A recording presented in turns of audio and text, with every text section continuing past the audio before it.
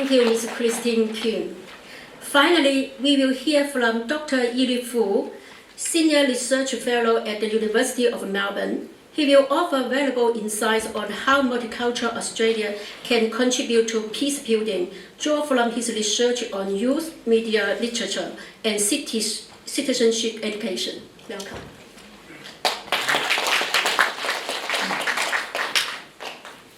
Good afternoon.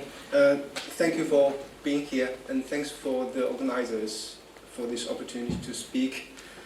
I believe we can all agree. I got a slide here. Yeah? Oh, it's not up. Anyway, I'll just continue. I believe we can all agree that our world today faces profound uncertainty in the constantly evolving geopolitical landscape.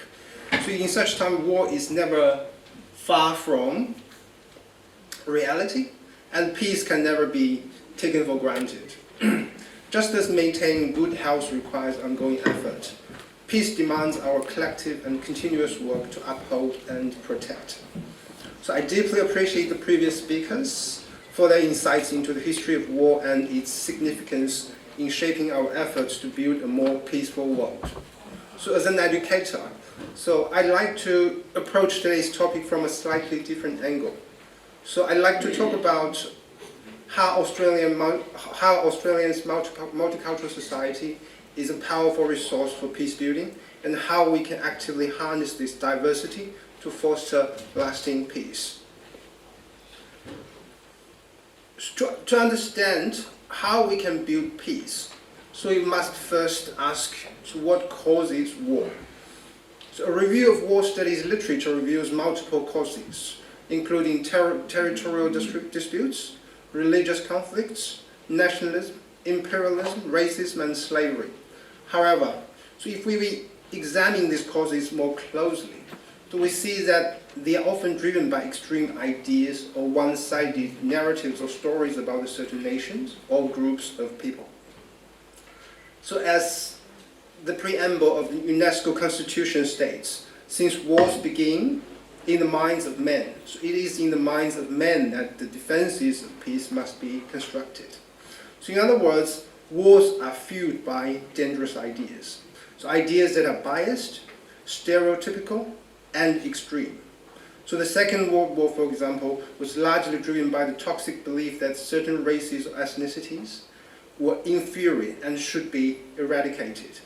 So this pattern also applies to many conflicts and acts of genocidal throughout history. So if wars are caused by dangerous and divisive ideas, so what do we have to address these ideas? So Australia is often referred to as the lucky country. So a country rich in natural resources, history, and culture. However, its history also includes deep scars from war, both through its colonial past and its involvement in the two world wars. So when we ask, what resources does Australia have to prevent war? So among many advantages, I think diversity is one of our greatest strengths. As Foreign Minister Penny Wong says, Australia's diversity is one of our strengths. So it gives us broader perspectives, deeper connections, and a better ability to engage with our region on issues that matter to all Australians. So if war is fueled by one-sided extreme ideas, then the diverse multicultural society offers the antidote. A space where multiple perspectives coexist, where people can challenge biases, and where understanding replaces ignorance. So peace-building scholar John Ledridge argues that culture should not be understood primarily as a challenge to be mastered and overcome. So instead, it represents a vast resource, a rich seedbed for producing a multitude of approaches in conflict resolution. So with over 250 ancestries represented and 350 languages spoken in Australian homes, our country is uniquely positioned to promote peace through cultural understanding. Growing up in a multicultural society enables people to navigate differences, resist prejudice, and critically engage with social and political narratives that fuel division and conflict.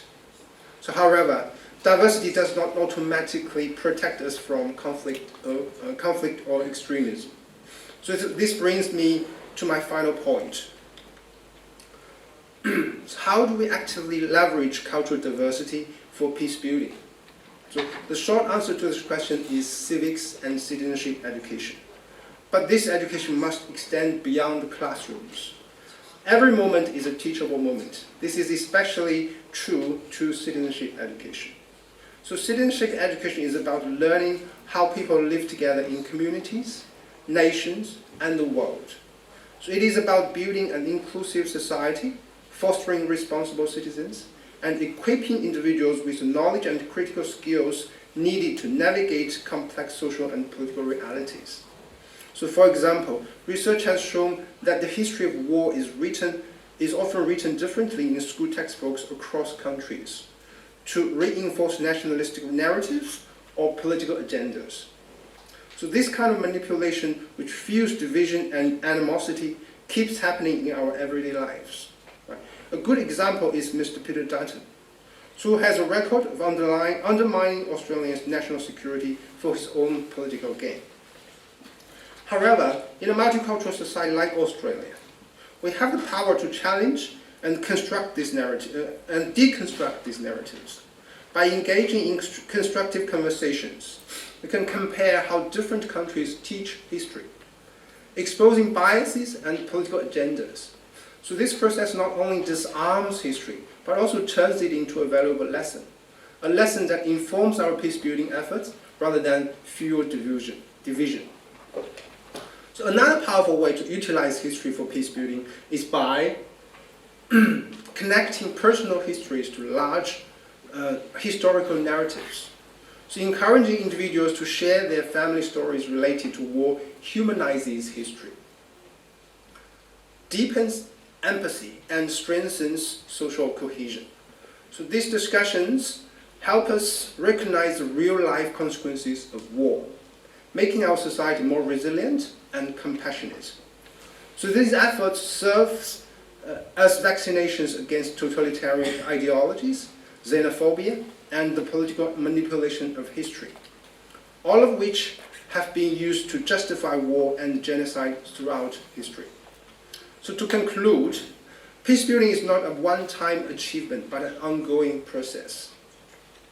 It relies on local engagement, grassroots initiatives, and active participation. It requires creating opportunities for mutual understanding and working towards common ground, rather than imposing simplistic solutions to complex issues. With the continuous effort of Australia's diverse ethnic communities, I believe we can build a more peaceful society, not only for ourselves, but also for the generations to come. Thank you.